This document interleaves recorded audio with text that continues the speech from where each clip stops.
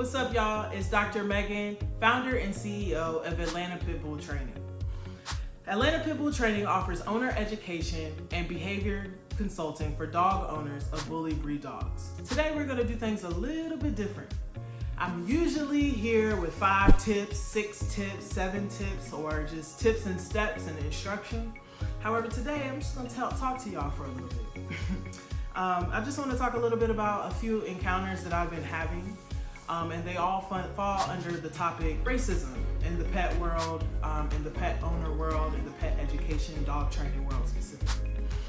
So sit back and listen up, because this is a very important topic to touch on.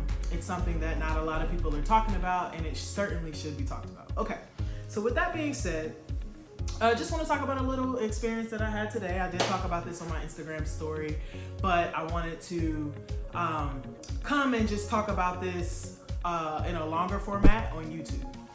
So today I was on the Atlanta Beltline with my personal dog, Justice. Took her out because, as you know, with dog training, even if your dog is trained or when your dog is trained, you're forever constantly working on their skills. So this morning I woke up and I was like, okay, for today we're just gonna start out our day with a peaceful, or what I thought was gonna be peaceful walk out on the Atlanta Beltline. And we did just that. And so the walk started out pretty good. Justice did great. The problem was there was a point, probably about halfway through our walk, where I stopped to allow Justice the opportunity, right, to potentially use the bathroom if she had to, because the way that I structure my walks, most of the time my dog is walking at a heel, and then I'll release her as needed. Like when people aren't around, I'll give her some space, and if I feel like she needs to use the bathroom, then I'll release her to kind of explore and do that. So we're in the middle of that, right? And as a dog owner, as a dog trainer, as a responsible dog handler in general, my eyes are always scanning for potential threats, for potential issues, chaos, for people, children, dogs, other animals that need to be avoided. That's just a part of having your dog out in public. And if you're not willing to do that, you probably shouldn't bring your dog out in public. So my eyes are scanning. My eyes land on this young guy, white guy, and some type of bully breed mix that he has. And I'm watching, and we're on the side, and on the same side we're on, he's walking towards us at a rapid speed. And what I notice is that his leash is completely extended. He's looking down, not paying attention. The leash is fully extended. His dog's not under his control, and he's not even looking to see what is potentially could be going on with the dog. And so I'm watching, I'm like, is he gonna at some point pay attention and get out of our pathway? Because we have every right to stand here. It's up to him to, pay attention to what's going on around him to navigate around us. So I noticed he's not gonna stop, and more than likely his dog is gonna run into my dog. They're gonna meet, and I don't know what that interaction is gonna be, and I'm not trying to find out. So I start telling him, I'm like, excuse me. He's not paying attention. He might have in some headphones. I say again, a third time, I'm like, excuse me, can you get your dog? He finally hears me, and he's like, huh? Oh. And then he gets aggressive and is like, you need to calm down. And I'm like, well, first of all, I'm not hyper upset. But also, that's not a proper reaction to someone telling you that you're about to run into them with your dog and you don't want their dog to interact with your dog. So I look at him and I'm like, you need to watch your dog. That's all I had asked him to do, right? Is to watch his dog. So I said, excuse me, can you get your dog? And then I did say that you need to be paying attention, because you need to pay attention. You don't know what that interaction would have been. You don't know if my dog is friendly, aggressive, if she's friendly till you get to a certain distance and then she will bite you. You don't know. And it doesn't really matter. If someone asks you to respect their space, all you gotta do is do it. So I was really taken aback by his reaction. Beyond that, he kept trying to argue, because I kind of didn't really respond to him. All I said was, you need to watch your dog, and he keeps continuing, this is the Beltline, there are dogs. And I'm like, that doesn't have anything to do with what I just asked you to do. Yes, there are dogs. I didn't say all this, but this is why we're here. The problem is that when you're out near other dogs with a dog, you have to pay attention. And maybe this person's dog needs to get attacked by another dog for him to learn how to be a responsible dog owner. But to sit there and walk up on somebody and they're politely asking you to respect their space and then to disrespect them and get aggressive and try to start a fight. Literally, he starts saying, I'm not one of those suburb kids, baby girl, and all this stuff. And I'm like, all I did was ask him to pay attention so that his dog doesn't meet my dog. And then in this interaction, as he's trying to start the argument, I'm pointing out to him his dog's body language, which is what showed me that his dog was going to come and meet justice. I'm not saying it was going to be a fight, but at the end of the day, all that matters is what I'm here for and for my dog. And I, as the person, the human, and the person with a voice who speaks English, who can interact with other humans, I'm going to advocate for me and my dog's space always.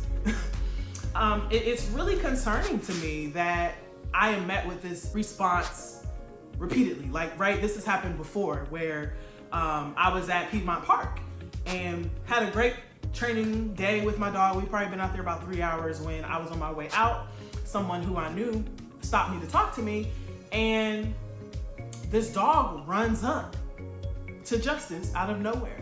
You see a dog sprinting across a field to you. You really don't know what that dog is coming for, but at the end of the day, it really doesn't matter. What's most important is that people keep their dogs in their own space. So the dog is running up, and I've been training with my dog, first of all, consecutively for 2 years at this point. Or coming up on, she wasn't quite 2 years. I would say like 1.5 years at this point. And any interaction can tarnish your training. Like, what is the point of me coming to train my dog for this amount of time, and then at the end, someone's unruly dog just runs up on my dog? And again, you don't know what that dog is running up for. People think, oh, she's friendly. That tells you that it just doesn't matter. You respect people's space. So this dog runs up, and there's nothing I can do. I use my foot to block the dog from getting to my dog. The dog is still trying to get to my dog. And by this point, the owners run up and come and finally get the dog. And then there's a woman owner and a male owner. The male, another white guy, proceeds to say that I was kicking his dog, call me an asshole, when he's the one in the wrong, you guys. Like, he's the one whose dog is off leash. There are leash laws for a reason. And to be quite honest with you, I did not kick his dog. But if I had, I have every right to do whatever I need to do to protect my dog. I don't know if what his dog was coming up for. That's why there are leash laws. That's why in public, you keep your dog in your sphere of space. You don't allow your dog into other people's space. You don't know what that person has going on. It was just egregious to me. Beyond that, and we're gonna get to it, right? In this particular encounter, the person gets far away from me, and I'm gonna circle back to my initial story as well, to then pop off at the mouth and say something racist, right? Which is the root of why I'm telling you all this story. Pops off at the mouth and says, well, I'll call the cops on you. You, the person who is not following the leash laws, whose dog approached me and my dog, all I said was that you need to train your dog. Again, same thing. You're gonna call the cops. So let's unpack that comment, right? So, the guy says he's gonna call the cops. And again, he's now resorted to racism, is kind of what I am trying to explain, is that this person has gone from a disagreement about dog handling and respect to racism. And quite frankly, that happened in both of these instances. However, the Piedmont Park incident was a lot more obvious of what it was, right? Going back to the Beltline, and then I'll just really talk about why these interactions are a problem. And I've had a lot of problematic interactions in the time just being out in Atlanta with my dog. People like to think that Atlanta is a black city and that you don't have these encounters, but when it comes to dogs, you are still encountering that racism a lot. So the person today, I also want to unpack what they did. The exact same thing. They're sprinting away, right? They're walking as fast as they can with their dog, turning around talking shit, but they're walking very quickly away. And saying these racist things where they know that there's not really that much you can or will do about it. That is really a problem, right? Because what people are doing is justifying taking a disagreement with another human and making it about race. What I want to do is go back to the Beltline incident today. So this person got upset because I asked them to respect my space and not allow their dog too close. They replied by telling me that this is the Beltline, there are dogs, as if that were to say, to make it make sense that their dog should be allowed to violate me, my space, and my dog's space because we're on the Beltline and there are a lot of dogs here. That's illogical.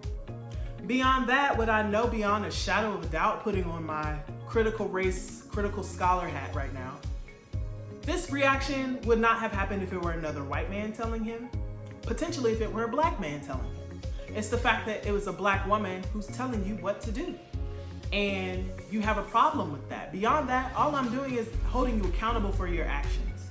If you're gonna be out and about with a dog, a large, the breed doesn't matter, but this is a bully breed, you got to pay attention to your dog. There's no way around it. That's the only thing that is responsible to do. You can't just let your dog go up to whoever and whatever. And you also have to account for the fact that people also have a right to be here. You don't own the entire Beltline. So the fact that you think that it's appropriate to subject someone to your dog after they have politely asked you to please respect their space, there's really a problem. That is really a problem. It's a deeply seated problem that exposes people's prejudices and biases in ways that are just wild to me. The fact that you would, instead of saying, oh, I'm sorry, I wasn't paying attention, and go on about your day, you wanna get bucked when you knew if I really wanted to fight you, you're so far away, I would have to run up to you. So you didn't wanna fight, right? And I'm not here to fight. But what is the point in acting that way if that's not truly what you want? The problem is that these people have some serious prejudices that are coming out in their interactions with other dog owners, because I'm certain he wouldn't have felt the need to fight another white man. And so I'm just problematizing people bringing their dogs out into public and then disrespecting other people and then being aggressive when those people stand their ground and say, hey, I'm standing here, me and my dog, we have a right to be here. Your dog doesn't need to come in my dog's personal space or my personal space. Instead of it simply being, oh, my bad, I'm sorry, I wasn't paying any attention. Keep it pushing. I don't know you, you don't know me. It becomes personal. And I really want to understand that. Beyond that, I really think there's a need for education around dog ownership. You should not get a dog if you're not interested in the responsibility that comes with having a dog in public. There is no such thing as going out in public with your dog and not paying attention to what you're doing. Someone can get hurt. Your dog can get hurt, you can get hurt, but someone else can also get hurt. People don't know you or your dog. You don't know what your dog is trying to do. Therefore, you need to keep your dog in your space. And if your dog isn't trained well enough to be out in public, don't bring him out in public. That's just the end of that.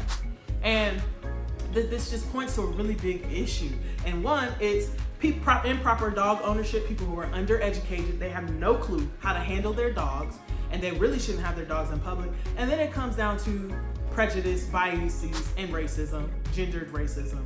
And both of these encounters occurred with white men who cannot tolerate a black woman standing up for themselves. You think that because I'm a black woman, I'm supposed to just let your dog walk up to mine and do whatever you wanted to do. And when I did not allow that, then all of a sudden you want to fight me? All of a sudden you want to call the police? Let's really look into why we're wanting to call the police when you're the one in the wrong. That's what lets you know I'm calling the police has nothing to do with this interaction. It has to do with the fact that I'm a black person. You know, black people are scared of the police. Why is that necessary? Can we really talk about why these things are happening? With that said, that's my story time for today. All I have to say about that is be responsible dog owners and don't allow your prejudices, your racist ways to interfere with just being out. Like, at the end of the day, this is not 1826 anymore. It's 2023. We, black people, black women, are allowed to be out with our dogs. And if you are disrespecting our space, if you're violating our space, we're gonna let you know that. And all you need to do is comply. You don't need to threaten anyone. You don't need to try to call the cops. Like, those things aren't necessary. Just work on your ego. That's all that it takes. Thank y'all for listening. This is my first story time. If you like what you heard, or if you were engaged in any way, like, share, subscribe. Talk to me in the comments.